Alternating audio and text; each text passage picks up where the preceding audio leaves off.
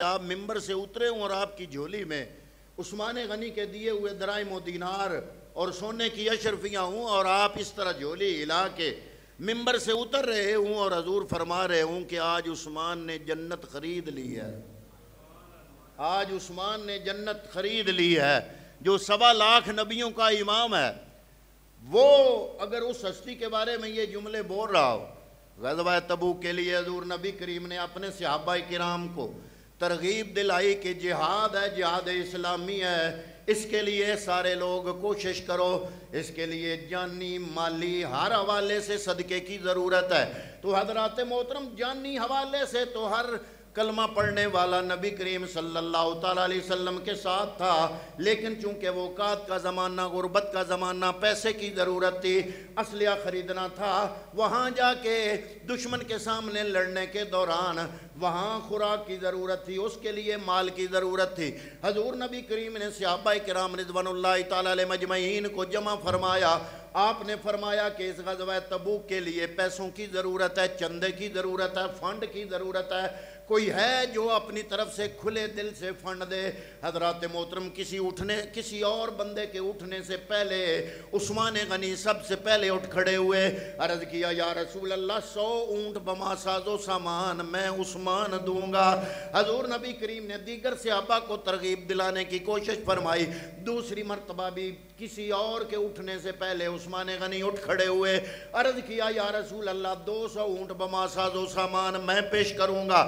حضور نے دیگر صحابہ کو پھر ترغیب دلانا چاہیے، تو تیسرے نمبر پر بھی کسی اور کے اٹھنے سے پہلے عثمان غنی اٹھ کے کھڑے ہو گیا، عرض کیا یا رسول اللہ 300 اونٹ بما ساز و سامان میں عثمان غنی دوں گا۔ پھر گھر گئے، گھر سے جواہر لے کے آئے، اشرفیاں سونے کی سونا لے کے آئے، دراہم و دینار لے کے آئے، حضور کی گود میں ڈالے۔ حضور نبی کریم خوش ہوئے، وہ پہلے والی قربانی اور ایثار بھی موجود تھا، اور یہ جو مالی حوالے سے دراہم و دینار کے حوالے سے حضور کی گود میں جب ڈالا، حضور نبی کریم ممبر سے اتر رہے ہیں، اپنی جھولی کو ہلا رہے ہیں اور فرما رہے ہیں اے لوگو گواہ رہ جاؤ، عثمان نے جنت خرید کر لی ہے۔ ایک دفعہ اس وقت جنت خریدی، دوسری دفعہ جب بیر روما خریدا، اس وقت حضور نبی کریم نے فرمایا عثمان تم نے جنت خرید لی ہے۔ تیسری دفعہ جب لوگوں کے زیادہ ہونے کی وجہ سے مسجد نبوی کی پہلی وسعت ہوئی، سب سے پہلے مسجد نبوی کو جب سب سے پہلے وسیع کیا گیا، اس کے لیے بھی اراضی کی ضرورت تھی۔ حضور نبی کریم نے فرمایا کون ہے جو جگہ خرید کے مسجد نبوی میں شامل کر لے؟ حضرت عثمان غنی پھر کھڑے ہو گئے، عرض کیا یا رسول اللہ میں عثمان یہ کام کروں گا۔ حضرات محترم، میں یہ کہنا چاہتا ہوں کہ آپ سخاوت کے بادشاہ تھے۔ جب بھی کملی والے کی کوئی آواز اٹھتی، ابرو کے اشارے پہ ہر چیز لٹانے کے لیے تیار ہو جاتے تھے۔ شرافت کا پیکر، عفت و حیا کا پیکر تھے۔ ام المومنین سیدہ عائشہ صدیقہ رضی اللہ تعالیٰ عنہ آپ فرماتی ہیں کہ حضور اپنے کاشانے سے ذرا باہر نکل کے بیٹھے ہوئے تھے، میں پیچھے گھر کی اوٹ سے دیکھ رہی تھی۔ اتنے میں جناب سیدنا صدیق اکبر نے حاضر ہونے کی اجازت مانگی۔ حضور کی پنڈلی مبارک سے کپڑا ہٹا ہوا ہے، حضور ایسے ہی بیٹھے رہے اور ان کو حاضر ہونے کی اجازت دے دی۔ ابو بکر صدیق آ گیا، تھوڑی دیر کے بعد حضرت عمر فاروق نے حاضری کی اجازت مانگی، آپ کی پنڈلی سے اسی طرح کپڑا ہٹا رہا اور آپ نے عمر فاروق کو اجازت دے دی۔ تیسرے نمبر پہ حضرت عثمان غنی نے جب حاضر ہونے کی اجازت مانگی، حضور سیدھے ہو کے بیٹھ گئے، اپنی پنڈلی پہ کپڑا کر لیا اور پھر فرمایا عثمان تم بھی آ جاؤ۔ حضرت ام المومنین سیدہ عائشہ صدیقہ رضی اللہ تعالیٰ عنہ فرماتی ہیں تھوڑی دیر تک یہ صحابہ بیٹھ کے گفتگو کرتے رہے۔ جب یہ اپنے اپنے گھروں کو چل دیے، حضور نبی کریم کا شانے کے اندر تشریف لائے۔ میں نے پہلا سوال کیا کہ یا رسول اللہ میں سمجھی نہیں، آپ کی پنڈلی سے کپڑا ہٹا ہوا تھا، ابو بکر صدیق کا کپڑا ہٹا رہا، آپ نے اجازت حاضر ہونے کی اجازت دے دی۔ عمر فاروق کا کپڑا ہٹا رہا، آپ نے حاضر ہونے کی اجازت دے دی۔ عثمان غنی آئے تو آپ فوراً بیٹھ گئے، آپ نے اپنی پنڈلی پہ کپڑا کر لیا۔ حضور نبی کریم مسکرائے، آپ نے فرمایا اے عائشہ کیا میں اس شخص سے حیا نہ کروں جس شخص سے آسمان کے فرشتے بھی حیا کرتے ہیں؟ حیادار عثمان غنی پیکر عفت و حیا حضرت عثمان غنی ذوالنورین رضی اللہ تعالیٰ عنہ، سخاوت کے شہنشاہ حضرت عثمان غنی، میرے پیغمبر نے فرمایا لِكُلِّ نَبِيٍّ رَفِيقٌ وَرَفِيقِي یعنی فی الجنت عثمان، ہر نبی کا ایک نہ ایک رفیق ہوتا ہے، میں محمد کا جنت میں رفیق عثمان غنی ہوگا۔ آج کا تو مسلمان کلمہ پڑھ کے تذبذب کا شکار ہے، کچھ لوگوں کو سننے کے بعد کچھ لوگوں کو سننے کے بعد، کچھ کلپ نیٹ سے سننے کے بعد آج کا مسلمان تذبذب کا شکار ہے کہ عثمان کو احترام دوں یا نہ دوں۔ میں نے ہاتھ جوڑ کے عرض کیا، اے آج کے مسلمان، تم احترام دینے میں تذبذب کا شکار ہو، جس نبی کا کلمہ پڑھتے ہو اس نے احترام تو کیا اپنی 2 بیٹیاں عثمان کے حوالے کر دیں۔ حضرت عثمان غنی ذوالنورین رضی اللہ تعالیٰ عنہ بڑے نرم دل انسان تھے، بڑے معتدل مزاج انسان تھے۔ آپ کی اس معتدل مزاجی اور نرم دلی کا غیر مسلم قوتوں نے فائدہ اٹھایا، کیونکہ حضور نبی کریم کے ذریعہ حیات طیبہ میں ہی فتوحات کا دور تو شروع ہو چکا تھا۔ ابو بکر صدیق کا دور مختصر ہے لیکن فتوحات کا سلسلہ جاری رہا 2.5 سالوں میں۔ اس کے بعد عمر فاروق کا 12.5 سالہ دور آیا، 25 لاکھ مربع میل تک حکمرانی ہو گئی۔ یہ سارا آپ کا مصر، یہ دبئی، یہ مسقط، یہ الجزائر، یہ جتنی بھی ریاستیں ہیں یہ اس وقت ایک جھنڈے کے نیچے تھیں، اسلام کے نیچے آ گئی تھی، سارے فتوحات ہو گئی تھی۔ تو جب فتوحات بڑھتی چلی جاتی ہیں تو نئے علاقوں میں جب کوئی نئی قوت آتی ہے تو ان علاقوں کی 3 طاقتیں سامنے آ کر مقابلہ کرتی ہیں۔ ان 3 طاقتوں میں ایک سیاسی قوت ہوتی ہے، وہاں کی جیسی بھی ہو، جس کیفیت حیثیت کی ہو، آڑے ضرور آتی ہے۔ دوسری وہاں کی جو جن علاقوں کو آپ فتح کرو گے ان علاقوں کی جو مذہبی طاقتیں ہوتی ہیں، چاہے ان کا مذہب ستارہ پرست ہو، آگ پرست ہو، بت پرست ہوں، جو بھی ہوں، لیکن وہ بھی سامنے آتی ہیں۔ اور ایک قوت ہوتی ہے سماجی عوامی قوت۔ یہ جب کوئی اوپر سے نئی طاقت آتی ہے تو یہ 3 قوتیں اکٹھی ہوتی ہیں اور یہ مقابلہ کرنے کی کوشش کرتی ہیں۔ جب اسلام پھیلنا شروع ہوا، حضرت عمر فاروق رضی اللہ تعالیٰ عنہ کی شہادت کے پیچھے بھی یہی سازشیں ہیں۔ ان یہودیوں اور عیسائیوں نے سازشیں کرنا شروع کر دیں کہ اسلام کا ویسے تو ہم مقابلہ نہیں کر سکتے، ان کا مقابلہ کسی نہ کسی طریقے یا سازش کے ذریعے ہی ہوگا، اندر سے ان کو توڑنے کی کوشش کی جائے۔ حضرات محترم، حضرت عمر فاروق کی شہادت کے دن اگلے دن آ رہے ہیں، انشاءاللہ اگلے جمعے پہ آپ کا تذکرہ ضرور ہوگا۔ آپ کی شہادت بھی اسی سازش کا نتیجہ تھی۔ حضرت عمر فاروق کے بعد حضرت عثمان غنی ذوالنورین رضی اللہ تعالیٰ عنہ مسلمانوں کے 3 خلیفہ بنے، اور 3 خلیفہ چننے والا کوئی آج کا سیاستدان نہیں تھا۔ 3 خلیفہ چننے والی قوت کوئی آج کی پی ٹی آئی نہیں تھی، آج کی نون لیگ نہیں تھی، آج کی پی پی نہیں تھی، آج کی لبیک والے نہیں تھے، آج کے یہ لوگ نہیں تھے۔ آپ اندازہ لگائیں جب خلافت راشدہ کا تذکرہ ہو رہا ہو تو یہ ذہن میں رکھا کرے کہ ان کو 3 یا 2 یا پہلا خلیفہ بنانے والا وہ معاشرہ ہے جس معاشرے کے اندر سارے لوگ میرے نبی کے صحابہ ہیں۔ اور اصحابی کالنجوم فبأیہم اقتدیتم فاہتدیتم، جس معاشرے کے اندر آپ جیسے اور میرے جیسے لوگ نہیں، جس معاشرے کے اندر عام لوگ نہیں، بلکہ وہ لوگ ہیں جن کی تربیت محمد عربی نے فرمائی ہے، وہ لوگ ہیں جن کے بارے میں کملی والے نے فرمایا من رانی ومن را من رانی لا یمسو النار، جس نے مجھے دیکھا یا جس نے اس کو دیکھا، جس نے مجھے دیکھا، ان دونوں کو جہنم کی آگ مس بھی نہیں کر سکتی۔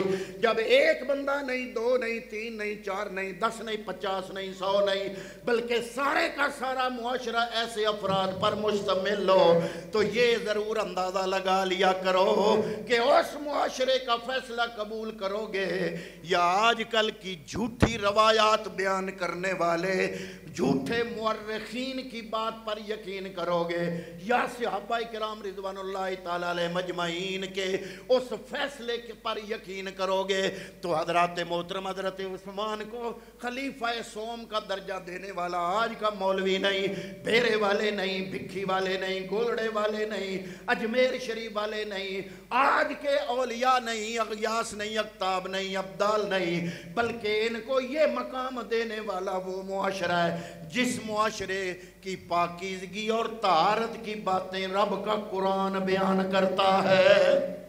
اللہ کا قرآن کہتا ہے وَالسَّابِقُونَ الْأَوَّلُونَ مِنَ الْمُهَاجِرِينَ وَالْأَنصَارِ وَالَّذِينَ اتَّبَعُوهُمْ بِإِحْسَانٍ رَضِيَ اللَّهُ عَنْهُمْ وَرَضُوا عَنْهُ۔ اللہ کا قرآن کہتا ہے اللہ ان پہ راضی، یہ اللہ پہ راضی۔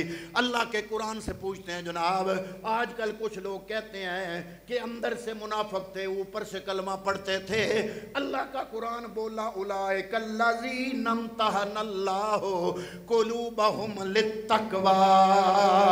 اللہ فرما رہا ہے کہ اللہ تعالیٰ نے ان کے دلوں کو تقوی پر پرکھ پرکھ کے کامیاب قرار دیا ہے۔ حضرات محترم اللہ کا قرآن گواہ ہے جن کی پاکیزگی اور طہارت پہ حضور کی حدیث گواہ ہیں، اور جس معاشرے کو تربیت دینے والے جناب محمد مصطفیٰ ہے۔ ایک بندہ چلو غلطی کر سکتا ہے، دو غلطی کر سکتے ہیں، ہم یہ نہیں کہتے کہ صحابہ معصوم ہے، ہم کہتے ہیں صرف انبیاء معصوم ہے۔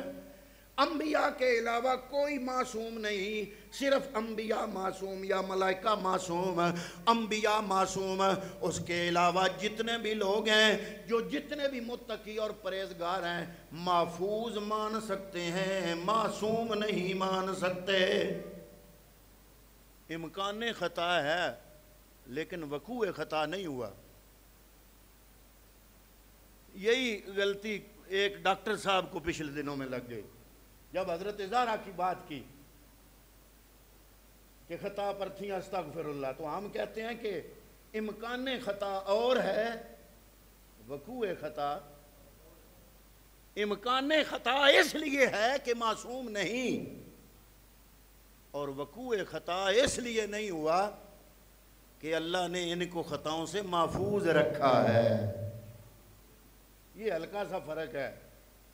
تو بہرحال ہم معصوم تو نہیں، صحابہ میں سے کسی کو معصوم تو نہیں مانتے لیکن محفوظ مانتے ہیں، لیکن پھر بھی اگر غلطی ہو تو چلو ایک بندے سے ہو، دو بندوں سے ہو، تین بندوں سے ہو، چار بندوں سے ہو، آپ اندازہ لگاؤ جس معاشرے کا ہر فرد صحابی رسول ہو اور وہ تیسرے نمبر پہ عثمان غنی کو اپنا خلیفہ منتخب کر لے، تو آج کے محدث و مفسر کی بات مانیں گے کہ اس معاشرے کے فیصلے کو تسلیم کریں گے۔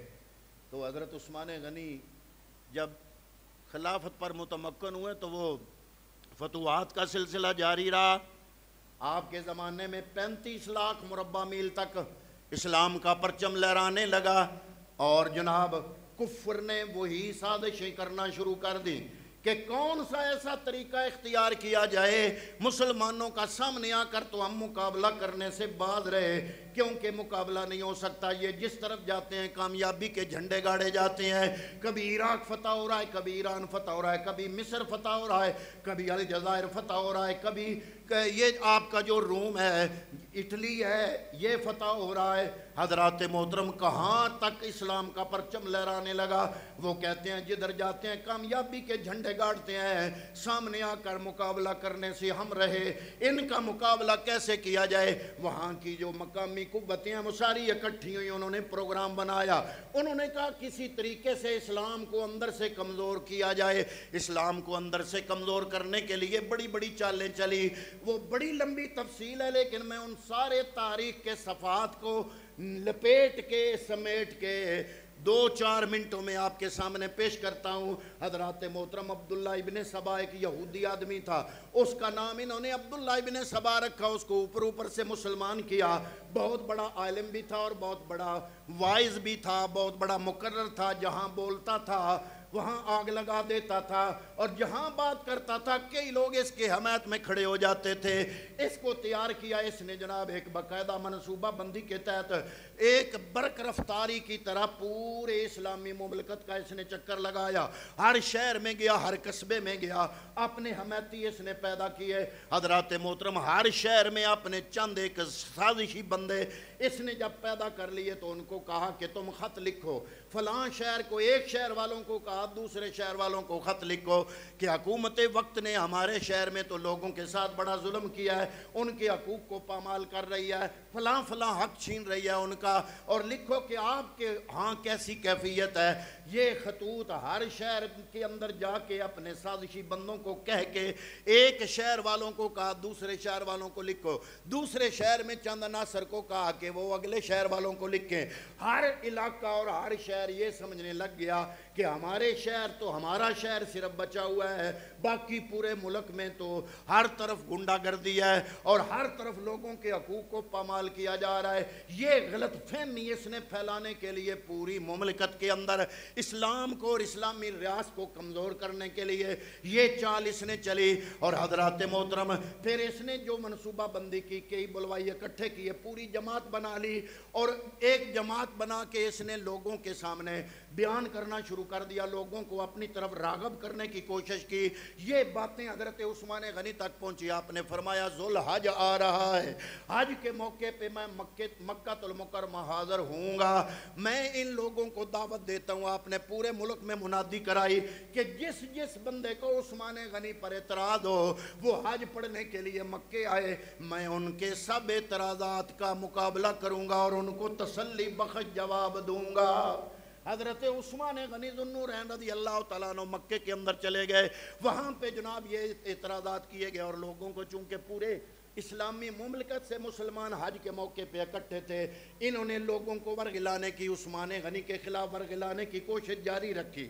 تو حضرت عبداللہ ابن عمر مجمع میں کھڑے ہو گئے، انہوں نے کہا آپ کے اعتراض کیا ہیں؟ 3 بڑے اعتراض کیے گئے۔ پہلا اعتراض کیا گیا کہ عثمان غنی جو کہ ہمارے تیسرے خلیفہ بنے ہیں، ان کو کوئی حق نہیں پہنچتا ہمارے خلاف خلیفہ بننے کا، کیونکہ اس لیے کہ یہ عہد کے میدان میں بھاگ گئے تھے۔ پہلا اعتراض۔ دوسرا اعتراض، جناب ان کو کوئی حق نہیں بنتا، اگر یہ اتنے بڑے مجاہد ہوتے تو بدر کے میدان میں آتے، یہ بدر میں بھی نہیں آ سکے۔ تیسرا اعتراض جو کیا کہ جناب 1400 صحابہ نے حدیبیہ کے مقام پر درخت کے نیچے بیٹھ کے جس بیعت کا تذکرہ اللہ کے قرآن نے کیا ہے، جو آیت میں نے آپ کے سامنے پڑھی، حضور نبی کریم نے صحابہ سے بیعت لی، 1400 صحابہ نے بیعت کی، ان 1400 صحابہ میں عثمان غنی کا نام کوئی نہیں ہے۔ یہ 3 اعتراض بڑے بڑے جو کیے گئے، ان کا جواب حضرت عبداللہ ابن عمر نے کھڑے ہو کے دیا۔ انہوں نے کہا جہاں تک غزوہ احد کی بات ہے، غزوہ احد میں جب افواہ اڑی کہ حضور نبی کریم صلی اللہ علیہ وسلم کو شہید کر دیا گیا، تو کئی مسلمان حوصلہ ہار بیٹھے کہ جس ہستی کے لیے ہم جنگ لڑ رہے ہیں اس ہستی کو تو شہید کر دیا گیا ہے، اور کئی لوگ ڈس ہارٹ ہو کے وہ میدان سے جب بھاگے، ان میں واقعی عثمان غنی بھی تھے۔ لیکن جب یہ غزوہ احد کے اندر جب یہ واپس آئے، حضور نبی کریم کے بارے میں خبر ملی کہ وہ زندہ ہیں، جب یہ واپس آئے اللہ نے قرآن میں آیت نازل فرمائی، سورہ آل عمران آیت نمبر 152، اللہ نے فرمایا وَلَقَدْ عَفَا عَنْكُمْ وَاللَّهُ ذُو فَضْلٍ عَلَى الْمُؤْمِنِينَ۔ جو مسلمان عہد سے بھاگ گئے تھے اس وجہ سے ڈسالٹ ہو کے اللہ رب العالمین نے ان کی اس غلطی کو معاف فرما دیا ہے۔ آپ نے فرمایا اللہ کا قرآن تو کہتا ہے اللہ نے معاف کر دیا، تو کیا جب اللہ نے معاف کیا آپ معاف کرو گے؟ جب اللہ نے کر دیا، یہ کون کہہ رہا ہے؟ عبداللہ ابن عمر کہہ رہے ہیں۔ دوسرا اعتراض، آپ نے فرمایا آپ کہتے ہو کہ بدر میں نہیں گئے، ہاں واقعی نہیں گئے، اگر آپ بدر میں جاتے تو مجرم بنتے، نہ گئے تو اچھا کیا، کیونکہ حضور نے حکم دیا تھا کہ عثمان دوسرے جائیں تم نے نہیں جانا، کیونکہ جو تیری بیوی ہے، میری بیٹی ہے حضرت رقیہ، وہ بیمار ہے، اس کی تیمارداری کرنے کے لیے بندہ کوئی نہیں، بیوی کی بہترین تیمارداری اس کا خامن کر سکتا ہے۔ رسول اللہ کا حکم ہے کہ تم بدر میں نہیں جاؤ گے، تم میری بیٹی اور اپنی بیوی کی تیمارداری کرو گے۔ اس کے باوجود اگر عثمان غنی بدر میں چلے جاتے پھر مجرم بنتے۔ آپ کا بدر میں نہ جانا آپ کو مجرم بنانے سے پاک کر دیتا ہے، کیونکہ آپ نے حضور نبی کریم کے حکم کی فرما برداری فرمائی۔ اور حضور نبی کریم نے بدر کے بعد جب بدری صحابہ کی لسٹ تیار کروائی، ان میں حضرت عثمان غنی کا نام نبی نے خود شامل کروایا۔ جب مال غنیمت تقسیم کرنے کی باری آئی، حضرت عثمان غنی کے لیے مال غنیمت بھی حضور نے الگ کروایا، یہ حضور نے خود اپنے اختیار سے کروایا۔ حضرات محترم، جب یہ بدر کے میدان سے اسلامی لشکر فتح حاصل کر کے واپس آ رہا تھا، اس وقت حضرت عثمان غنی جنت البقیع کے اندر اپنی بیوی حضرت رقیہ اور اپنے نبی کی بیٹی حضرت رقیہ کی تدفین کر کے ان کی قبر پہ مٹی ڈال کے اپنے ہاتھوں سے مٹی جھاڑتے ہوئے جنت البقیع سے باہر آ رہے تھے۔ ادھر سے بدر کا لشکر فتح حاصل کر کے مدینے کے اندر داخل ہو رہا تھا۔ تو آپ نے فرمایا رہ گئی بات تیسری، جو تیسرا اعتراض ہے تمہارا کہ حدیبیہ کے مقام پہ 1400 صحابہ نے اپنی جانیں قربان کرنے کے لیے نبی کے ہاتھ پہ ہاتھ رکھ کے بیعت کی، تو حضرت عثمان غنی اس میں نہیں تھے۔ آپ نے فرمایا اس لیے کہ وہ بیعت تھی عثمان کے لیے، کیونکہ حضرت عثمان غنی کو حضور نے سفیر بنا کے بھیجا ہوا تھا۔ جب آپ عمرہ کرنے کی غرض سے مکہ المکرمہ آ رہے تھے، حدیبیہ کے مقام پہ پڑاؤ ڈالا، مکے والوں کو پتہ چلا، وہ ڈرے ہوئے تھے، عہد ہو چکی تھی، بدر ہو چکی تھی، خیبر ہو چکی تھی، خندق ہو چکی تھی، وہ یہ جانتے تھے کہ اب مسلمان ہمیں چھوڑیں گے نہیں، تو انہوں نے کہا کہ ہم نہیں مکے آنے دیں گے۔ حضور نے فرمایا ہمارا مقصد تمہارے ساتھ لڑائی کرنا نہیں، بلکہ ہم عمرہ ادا کر کے واپس چلے جائیں گے۔ اس بات کے لیے ان کے ساتھ معاہدہ کرنا ضروری تھا۔ حضور نے صحابہ سے مشورہ کیا کہ کس کو سفیر بنا کے بھیجا جائے۔ صحابہ نے مشورہ دیا کہ یا رسول اللہ، مکے کے اندر جتنا زیادہ اثر و رسوخ حضرت عثمان غنی کا ہے اور کسی کا نہیں۔ کیوں؟ اس لیے کہ ان کا سارا خاندان مکے کے اندر ہے، اور خاندان بھی بڑا تکڑا خاندان ہے، ان کی بات کا جو مکے کے اندر اثر ہوگا وہ کسی اور کی بات کا نہیں ہوگا۔ اس لیے سب صحابہ نے مشورہ دیا کہ یا رسول اللہ، اگر اپنا سفیر بنا کے بھیجنا ہے تو عثمان غنی کو سفیر بنایا جائے۔ حضرت عثمان غنی میرے نبی کے سفیر بن کے مکے گئے۔ آپ مکے والے چودھریوں سرداروں کے ساتھ مذاکرات کر رہے تھے، ادھر افواہ اڑ گئی کہ عثمان غنی کو مکے والوں نے شہید کر دیا ہے۔ حضور نبی کریم نے اپنے صحابہ کرام کو بلوایا اور فرمایا افواہ اڑی ہے کہ عثمان غنی شہید ہو گئے، پہلے تو ہمارا ارادہ لڑائی کا نہیں تھا، لیکن اگر عثمان غنی شہید ہو گئے تو میرے سے وعدہ کرو اتنے تک مدینے نہیں جائیں گے جتنے تک عثمان غنی کے خون کا بدلہ نہیں لیں گے۔ حضور نے درخت کے ساتھ ٹیک لگائی، اپنا ہاتھ باہر نکالا، صحابہ آتے رہے، اس حضور کے ہاتھ پہ ہاتھ رکھ کے اس پہ وعدہ کرتے رہے کہ یا رسول اللہ جانیں کٹا دیں گے، عثمان غنی کے خون کا بدلہ لیے بغیر مدینے واپس نہیں جائیں گے۔ اس بات پہ بیعت ہو رہی تھی۔ حضرت عبداللہ ابن عمر نے حج کے اس مجمع میں فرمایا اب بتاؤ، جو بیعت ہو ہی عثمان غنی کے خون کا بدلہ لینے کے لیے تھی، عثمان تو وہاں موجود ہی نہیں تھے، عثمان تو حضور نبی کریم کے سفیر بن کے مکے گئے ہوئے تھے۔ لیکن جب 1400 صحابہ بیعت کر چکے تو آخر میں حضور نبی کریم نے فرمایا، بخاری شریف کی حدیث پاک ہے، حضور نے ایسے ہاتھ باہر نکالا ہوا ہے، اپنا بایاں ہاتھ کھڑا کیا، فرمایا ہذہ ید عثمان، یہ ہاتھ میرا نہیں، یہ عثمان کا ہاتھ ہے۔ اس ہاتھ کو اپنے دوسرے ہاتھ پہ رکھا، فرمایا یہ بیعت میں نے عثمان غنی کی طرف سے کر دی ہے۔ حضرت عبداللہ ابن عمر کے جب یہ تینوں جواب ان بلوائیوں نے سنے سازشیوں نے تو کچھ لوگ سنی سنائی باتیں سن کے ساتھ ہو لیے تھے، کئی واپس ہٹے، لیکن کئی جو سازشی تھے وہ اپنی جگہ ڈٹے رہے۔